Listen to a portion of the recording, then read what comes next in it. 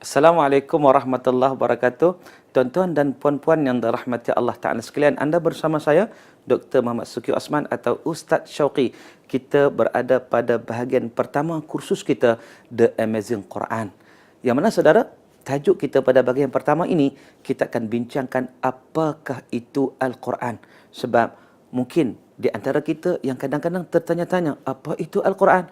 Ya, kita tahu Al-Quran berada di hadapan kita baca Al-Quran. Tetapi sebenarnya yang dinamakan Al-Quran itu sebenarnya apa?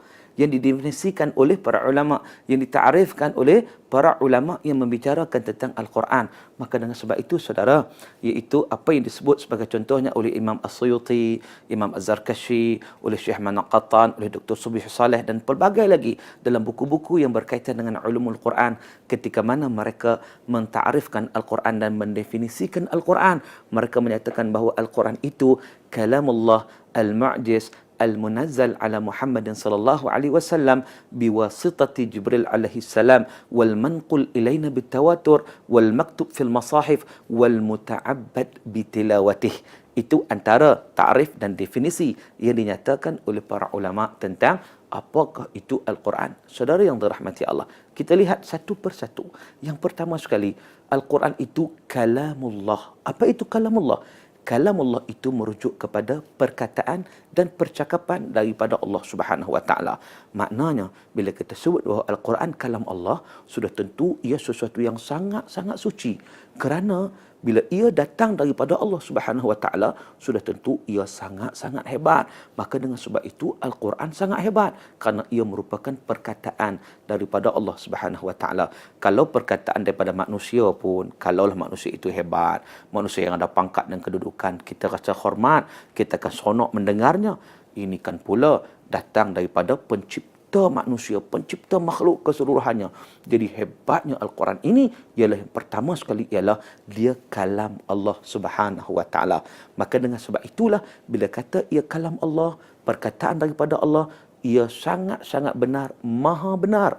Sebagaimana dalam hadis Nabi, Nabi menyatakan inna asdaqal hadithi kitabullah. Yang bermaksud sesungguhnya sebenar-benar perkataan adalah kitab Allah, iaitu kalam Allah Subhanahu wa taala. Itu yang pertama, saudara. Yang kedua, Quran itu mu'jiz. Apa itu mu'jiz? Mu'jiz adalah mempunyai mukjizat. Mempunyai mukjizat ni maknanya Allah Subhanahu wa taala melalui Al-Quran, Al-Quran itu melemahkan sesiapa sahaja yang nak mendandingi Al-Quran. Contohnya, ada orang mungkin ragu-ragu terhadap Al-Quran. Baik, kalau ragu-ragu dalam Al-Quran, Al-Quran telah mencabar sesiapa sahaja. Kalau ragu-ragu, boleh datangkan satu ayat seumpama Al-Quran yang ada nilai, value macam Al-Quran. Sudah tentu tidak dapat menandinginya. Sepanjang zaman daripada Al-Quran diturunkan sejak 1400 tahun dahulu sampai hari kiamat, tidak ada sesuatu pun, tidak ada sesiapa pun yang mampu menandingi Al-Quran. Maka dengan sebab itu dalam Al-Quran sendiri Allah Ta'ala menyatakan wa in kuntum fi raibim mimma nazzalna ala abdina fa'tu bi suratin min mithlih wad'u syuhada'akum min dunillah in kuntum sadiqin. Maksudnya ialah sekiranya kamu ragu dengan apa yang Allah turunkan, yakni Al-Quran yang diturunkan kepada Rasulullah sallallahu alaihi wasallam untuk disampaikan kepada manusia, kalau ragu, maka Allah Ta'ala mencabar, datangkan satu surah yang seumpama Al-Quran. Dan sekiranya kamu tak mampu, bahkan sampai bila-bila pun kamu tidak mampu, kata Allah Ta'ala. Memang terbukti sampai sekarang, sampai bila-bila manusia tidak mampu mendatangkan satu ayat sekalipun seumpama Al-Quran. Kerana Al-Quran itu mempunyai mukjizat. Dan mukjizat Al-Quran, saudara, berada pada semua ayat Quran. Mukjizat dari sudut bahasanya, mukjizat dari sudut ayatnya, mukjizat dari sudut perkataannya, bahkan mukjizat dari sudut isi kandungannya, mukjizat dari sudut tasyri', dari sudut akidah, dari sudut hukum hakam, mukjizat dari sudut benda-benda ghaib, mukjizat dari sudut sains dan teknologi, mukjizat dari sudut pendidikan, jiwa, pentarbihan, semua sekali dalam Al-Quran itu mempunyai mukjizat.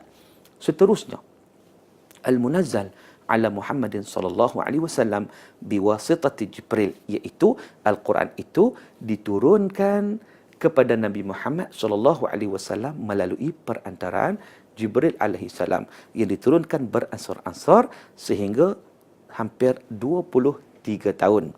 Saudara, dan seterusnya al-manqul ilaina bitawatur. Quran disampaikan kepada kita secara mutawatir. Maknanya didatangkan kepada kita dalam arti kata mustahil Al-Quran itu dipakat untuk dilakukan penyelewengan kerana yang datang kepada kita disampaikan daripada manusia yang sangat-sangat ramai. Daripada sahabat Nabi contohnya beratus ribu manusia sampai kepada ratus ribu jutaan dan sebagainya yang membawa perkara yang sama yang ianya sabit daripada Allah Subhanahu Wa Taala. Jadi Al-Quran tidak berubah. Al-Quran datang secara mutawatir yang tidak ada keraguan sedikit pun terhadap ayat-ayat Al-Quran tersebut. Dan Al-Quran juga al-maktub fil masahif, iaitu ditulis dalam mashaf yang ada pada kita pada hari ini yang kita boleh membacanya, dan al-muta'abbad bitilawatihi, Al-Quran itu dikira ibadat apabila membacanya. Hebatnya Al-Quran, saudara, kalau kita lihat baca Al-Quran sahaja sudah dikira ibadat, maknanya kita memperoleh pahala. Kalau kita baca yang lain belum tentu dapat pahala, tapi bila kita baca Quran, setiap huruf kita baca, kita akan dikira ibadat, dikira pahala. Sebagaimana dalam hadis Nabi sallallahu alaihi wasallam, Nabi menyatakan, man qara'a harfan min kitabillah falahul hasanah wal hasanatu bi ashri amsalha wa la aqulu alif lam mim harf walakin alif harf wa lam harf wa mim harf. Maksudnya, kata Nabi SAW, sesiapa yang membaca satu huruf daripada kitab Allah, daripada Al-Quran, dia akan mendapat pahala yang digandakan sebanyak 10 kali ganda. Dan kata Nabi, aku tidak menyatakan alif lam mim satu huruf, tetapi alif satu huruf, lam satu huruf, dan mim satu huruf. Bermakna, kita baca alif lam mim sahaja, kita akan mendapat 30 pahala. Itulah besarnya Al-Quran. Jadi kesimpulannya, saudara, Al-Quran itu, saya ulang sekali lagi, perkataan daripada Allah Subhanahu Wa Taala, kalam Allah yang mempunyai mukjizat yang diturunkan kepada Nabi SAW dengan perantaraan Jibril, yang disampaikan kepada kita secara mutawatir, yang ditulis dalam mashaf dan dikira ibadat apabila membacanya. Saudara, banyak lagi perbincangan kita. Jangan lupa untuk seterusnya bersama saya pada bahagian yang seterusnya, insya-Allah, di www.lifebydesign.my.